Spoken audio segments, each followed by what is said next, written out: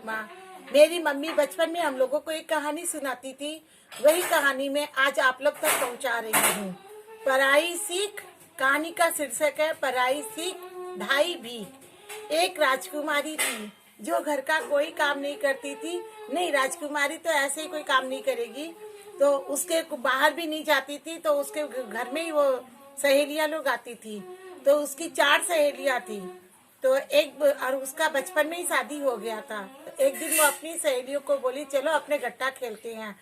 तो वो लोग बोली तू तो राजकुमारी है, तेरा तो कोई काम नहीं है, तू तो हम लोग को तो बाबा बहुत काम है, तो तू ही खेल सुबह पहले गट्टा। फिर भी बोली चलो खेल लेते हैं, एक ही बार खेलेंगे फिर हम लोग अपने काम में लग जाएंगे। तो गट्टा लेके बैठी तो उसके पास पत्थर के गट्टे थे। तो उन गट्टों को देख करके उसकी सहेलियों ने उसे ताना मारा, एक राजा की बेटी राजकुमारी हो करके और एक राजा की पत्नी हो करके तुम्हारे पास पत्थर के गट्टे, ये क्या मतलब हुआ। तो बोला तो क्या करूं। बोला अब तो तुम सुन, अपने पिताजी से नहीं मांगने के बजाय तू अपने पति से क्यों नहीं मांगती। बोले तो कैसे मांगू। बोला चिट्ठी लिख के भेज दे अपने पति को कि मुझे गट्टे चाहिए सोने के। तो उसके वो अपना बोला तो चिट्ठी लिख के अपने पति के पास भेज दी राजा के पास।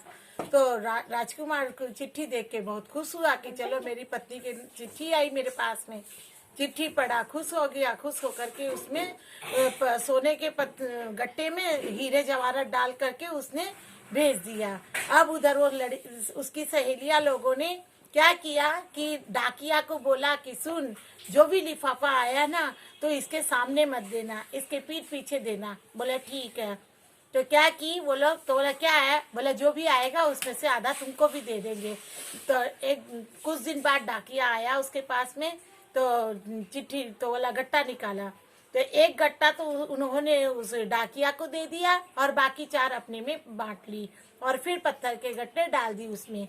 तो फिर राजकुमारी आई तो बोली डाकिया आया। तो बोला हाँ हाँ। बोला क्या लाया। बोला हम लोग तो खोल के देखे नहीं, तू खोल के देख क्या है इसके अंदर में, जल्दी देख हम लोग भी देखेंगे। तो उसने क्या किया, राजकुमारी ने वो लिफाफा खोला तो देखा उसमें पत्थर के गट्टे निकले। तो लड़की उसकी सहेलियां लोग बोलती है छी, एक राजा की बेटी और एक राजा की पत्नी होते हुए भी तेरे पति ने तेरे को पत्थर के ही गट्टे भेजे। हम लोग होते तो हम लोगों का पति हम लोगों को कम से कम सोने का नहीं तो चांदी का नहीं तो पीतल का नहीं तो तांबा का तो जरूर बना के ही देता, मगर तेरी तरह पत्थर के ही गट्टे वापस नहीं देते। तो बोला अब क्या करना चाहिए। तो बोला तू एक काम कर, जब तू विदा होके जाएगी तो तू ना ये उससे बात ही मत करना। बोला ठीक है। अब वो अपने घर गई। ससुर कुछ दिन बाद उसकी विदाई हुई, वो घर गई अपने। तो ससुराल में जाने पर सबसे बात करे, यहाँ तक कि दास दासी से भी हंस हंस के बात करे। लेकिन जैसे उसका पति कमरे में आता है राजकुमार, वो उसे मुंह तक बात नहीं देखती और उसकी बात भी नहीं करती है, ना उसके सवालों का कोई जवाब देती है। तब फिर बाद में वो उदास रहने लग गया। तो राजा अपना बेटा को पूछा, बेटा क्या बात है, तुम उदास क्यों रहने लग गया। जब से तेरी पत्नी आई है तब से तेरे को तो खुश होना चाहिए। बोला क्या करूं पिताजी, वो तो मेरे से बात ही नहीं करती, मेरा चेहरा देखना भी पसंद नहीं करती है। तो राजा चिंता में पड़ गया। बोले क्या बात है। तो बोला ठीक है। तो बोला बेटा चल मैं दूसरी शादी कर देता हूँ। बोला नहीं पिताजी, थोड़ा दिन और देख लेता हूँ, मेरे से वो बात करेगी। ठीक है। और देखते गया तो उसका बेटा उदास रहने लग गया। तो राजा फिक्र करने लगा। तो राजा ने क्या किया, दूर दूर के राजा को संदेशा भेज दिया कि मैं अपना बेटा का शादी करना चाह रहा हूँ। तो सब आए। तो फिर एक राजकुमारी से उसका रिश्ता भी तय हो गया। तो बोलता है जब अंगूठी पहनने जा रहा था तो बोला पिताजी एक बार रुकिए, मैं उससे मिल के आता हूँ, अभी भी बोल ले शायद। तो अंगूठी की तो गया उसके पास। तो बोलता है बोल बोल राजा की बाई, पाछे तू पछतावेगी। तो कुछ भी नहीं बोली। फिर वो चला गया। बोला पिताजी अंगूठी की रस्म भी पूरी कर दीजिए। अंगूठी पहन लिया, सगाई हो गई। उसके बाद जब शादी करने जा रहा था, हल्दी की रस्म हुई, सब सारी रस्में हुई। वो बार बार उसके पास जा जाके पूछता था कि बोल बोल राजा की भाई, पाछे तू पछतावेगी, मगर उसको सवाल का कोई जवाब नहीं देती थी। फिर क्या हुआ, जब घोड़ी चढ़ के जाने लगा था भी उसके पास गया और फिर भी उसको जवाब नहीं दी। फिर जब फेरा में जाने लगा तो बोला पिताजी एक बार फेरा में बैठना का, पहले भी मैं एक बार बिना पूछ लूँ उसको। फिर बोला, वो फिर जवाब नहीं दी। तो फिर वो फेरा भी कर लिया। विदाई होने लगी तो बोला पिताजी अभी भी विदाई होने के टाइम में भी अभी भी अपने रोक सकते हैं, इसको बोल बात करके देखते हैं। वो उसके पास गया, बोल बोल राजा की बाई पाछे तू पछतावेगी, और फिर भी कोई जवाब नहीं दी। फिर बाद में वो क्या किया, चला गया, फिर विदाई करा के भी आ गया अपना। उसके बाद में फिर देखा कि एक दिन क्या हुआ, बहुत दिन हो गया, 2-3 महीना के करीब हुआ। उसके बाद में क्या हुआ, एक दिन वो उसको बोला कि अपनी पत्नी नई पत्नी को, रानी को, कि सुनो वो आएगी ना तो उसको तुम दरवाजा खोल देना, क्योंकि बादल चमक रहा है, बिजली गड़क रही है, बरसात हो रही है, तो डर के मारे वो आएगी, तो उसको तू गेट खोल देना। वो क्या की, आई रात में, जब देर रात को बहुत जोर गर्जना हुई, बादल चमका, बिजली गरजी, तो डर के मारे उसके पास आई, उसके द्वार पे। तो बोलती है कि आंधी आया मैं आया, रिम झिम करता मैं आया, बाई जी महला का पट खोलो जी। तो भीतर से आवाज आती है, आंधी आया मैं आया, बाई जी रिम झिम करता थे आया, बाई जी आया जठे जाओ जी। तो क्या की, वो दुखी हो गई। फिर मन ही मन में सोचने लगी कि आज अगर मैं उससे बात कर लेती तो तू नहीं आती ना मेरी जगह पे, मेरी जगह तो तू ले ली। वो फिर दुखी हुई। फिर क्या की, बिना कुछ कहे चुपचाप वहां से चली जाती है, नीचे उतरती है, एक मिठाई वाला के दुकान पे जाके बोलती है, मेरे माँ बाप की मैं बाल दी, मैंने 20 का प्याला दे।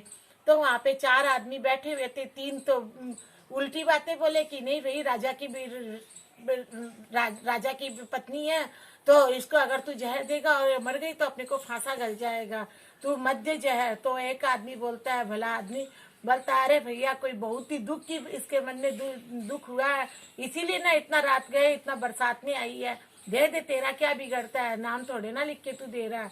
तो उसको क्या किया, 20 का प्याला देने लगा। तो बोली 1 नहीं, तो 2 दिया, बोला नहीं 2 नहीं, तो उसको 3 प्याला दी। तो 3 प्याला लेकर के वापस महल में आ गई। आकर के क्या की, 1 प्याला पी और सो गई। 3 प्याला उसने इसलिए लिया कि 1 से नहीं मरूंगी तो 2, 2 से नहीं मरूंगी तो तीसरा से तो मैं मर ही जाऊंगी, ये सोच के उसने 3 प्याला लिया था। लेकिन वो 1 प्याला पी और मर गई। फिर सुबह जब हुई तो उसने अपनी पत्नी से पूछा कि रात में वो आई थी क्या? बोला हाँ आई थी। बोला क्या बोली? बोला वो ऐसा बोल रही थी, आंधी आया मैं आया, रिमझिम करता मैं आया, बाई जी महला का पट खोलो जी। तो बोला तुम क्या बोली उसको? बोला हम उसको बोले आंधी आया मैं आया, रिमझिम करता थे आया, बाई जी आया जठे जाओ जी। तो बोला हे राम, उसको बड़ा दुख हुआ। बोला अरे उसको दरवाजा खोल देती, तुमसे बातचीत करती तो मेरे को भी उसकी आवाज तो कम से कम सुनने को मिलता। ठीक है, तो उसके महल के पास जाता, जाकर के देखता, उसका कमरे का दरवाजा खोल के देखता है तो वो बिस्तर पे पड़ी हुई है, मुंह से झाग निकल रहा है। बगल में देखता है टेबल के ऊपर में 2 प्याले रखे हुए हैं, 1 प्याला मोदा पड़ा है।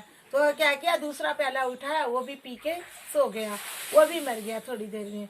तब उधर उसकी पत्नी देखी कि बहुत देर हो गई है। बोला जब इतना ही प्यार था तो मेरे को क्यों लेके आया, मेरे से शादी क्यों किया? बड़बड़ाते हुए वो भी उसके कमरे की तरफ गई। जाकर के देखती है कि वहाँ 2 प्याले मोदे पड़े हैं, तीसरा प्याला पड़ा है। तो क्या किया, वो भी उसको पी ली। बोला जब यही नहीं रहा तो मैं क्यों रहूंगी, वो भी पी के मर जाती है। तो बहनों आप इस कहानी को सुनिएगा और सीख लीजिएगा कि कभी भी किसी की पराई सीख में मत आइएगा। क्यों? क्योंकि इसीलिए इस कहानी का नाम है पराई सीख ढाई भीख। वो अगर मान अपनी सहेलियों की बात नहीं सुनती तो आज उसको ऐसा नहीं होता हर्ष। धन्यवाद। इस कहानी को सुनिएगा और सब्सक्राइब करिएगा और लाइक भी करिएगा।